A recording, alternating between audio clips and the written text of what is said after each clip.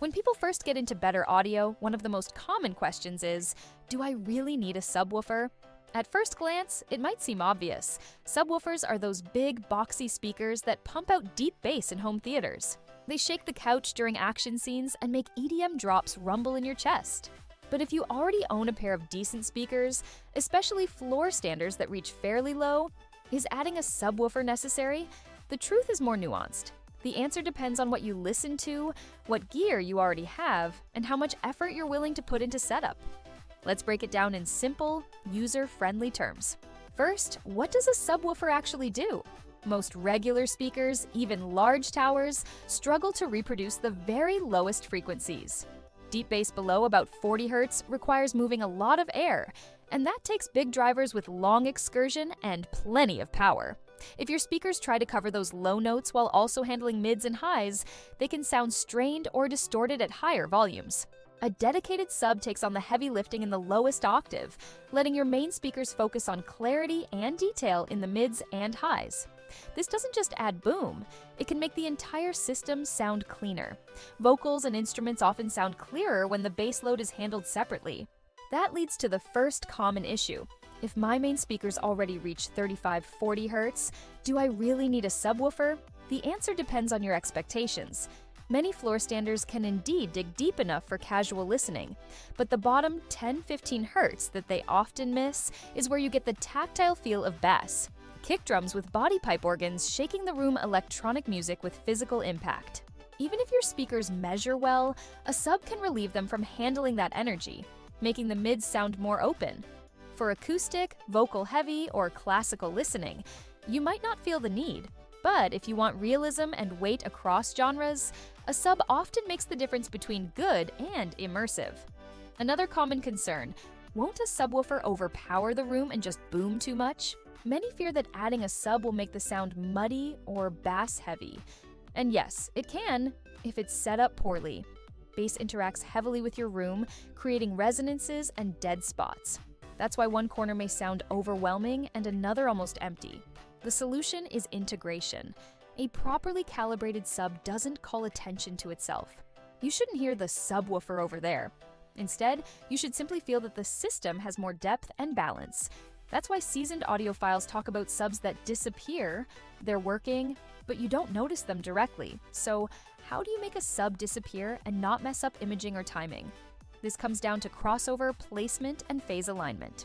The crossover is the point where your main speakers stop handling bass and hand it off to the sub.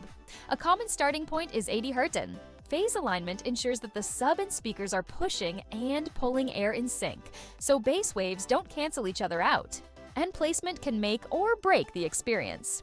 A good trick is the sub crawl. Place the sub at your listening position, play bass-heavy music, and crawl around the room to find where the bass sounds most even. That's the spot where your sub should go. With proper tuning, the timing feels seamless. The kick drum hits in one solid pulse, not two separate thumps.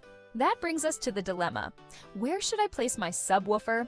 People often shove it into a corner because it makes the sub sound louder, but that can exaggerate boominess. Corners maximize output, but not accuracy. Using the sub crawl or experimenting with wall midpoints usually produces smoother bass. If you want even better results, consider using two subs. Which leads to another common query. Is one big sub better than two smaller ones? The instinct might be to get one powerful subwoofer, but bass is about smoothness, not just strength. Two modest subs placed carefully in opposite walls or diagonal corners often outperform one giant box.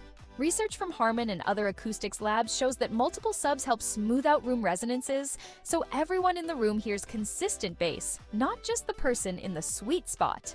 They don't need to be massive or identical either, though it adds best if they were at least similar in capability to avoid imbalances. What if your amplifier or preamp doesn't even have a subwoofer output? That's a stumbling block.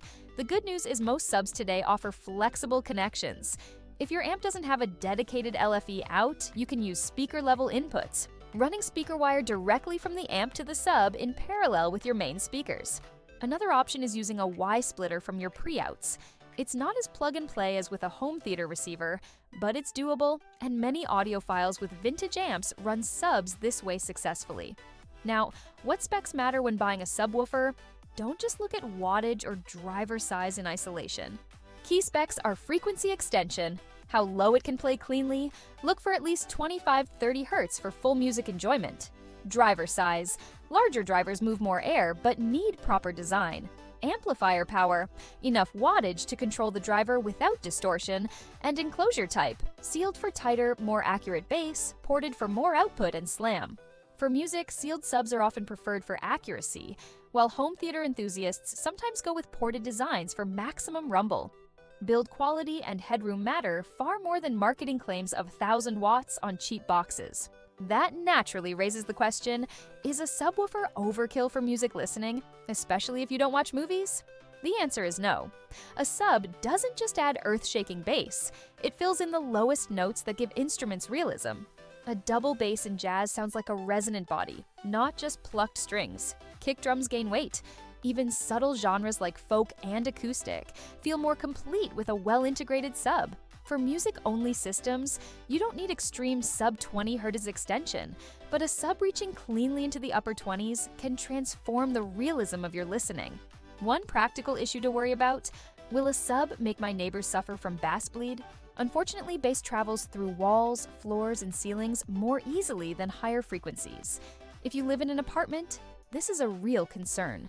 But a properly set sub doesn't have to shake the building. In fact, one of the best uses of a sub is at low listening levels. Our ears are less sensitive to bass when volume is low, which is why late-night listening can feel thin. A sub fills in that missing weight at modest levels, so you don't need to crank the volume. Using isolation pads under the sub, keeping levels balanced and avoiding corner placement can reduce neighbor disturbance. Finally, what calibration tools or room correction software are necessary? While ears alone can get you part of the way, tools make life easier. Entry-level receivers often come with Odyssey or similar auto-calibration. High-end systems might use Dirac Live, which can adjust timing, crossover, and frequency response with precision. Free software like REW, Room EQ Wizard, combined with a measurement mic is another option for DIYers. These tools help measure what's happening in your room, showing peaks and nulls you might not hear clearly. But remember, room correction can't fix bad placement. Start with good positioning and crossover settings, then use tools for fine-tuning. So, where does this leave us? If you're just starting out with audio, focus first on good speakers and placement. If, after living with them, you feel the sound lacks depth or movies feel flat, then a subwoofer is the natural next upgrade. For home theater, a sub, or ideally two, is practically essential since modern films are mixed with a dedicated LFE channel. For music, it's optional, but often rewarding, provided you integrate it carefully. To recap for viewers, if your mains reach 40 Hz and you're happy, you may not need a sub, but adding one can relieve your speakers and give you more clarity. Integration is key. Set the crossover thoughtfully, align phase, and place the sub with care. Avoid the myth that subs are only for movies. They can transform music too. Two modest subs often outperform one huge one. Specs matter. Look for clean low extension and solid build, not inflated wattage claims. Think about your room and neighbors, and use calibration tools if you can. The bottom line, you don't always need a subwoofer, but when chosen and set up correctly, it doesn't just add bass, it completes the picture. It makes your system sound full, balanced, and real. Once you hear a system with properly integrated subs, it's hard to go back. Like and subscribe for more audio-related content,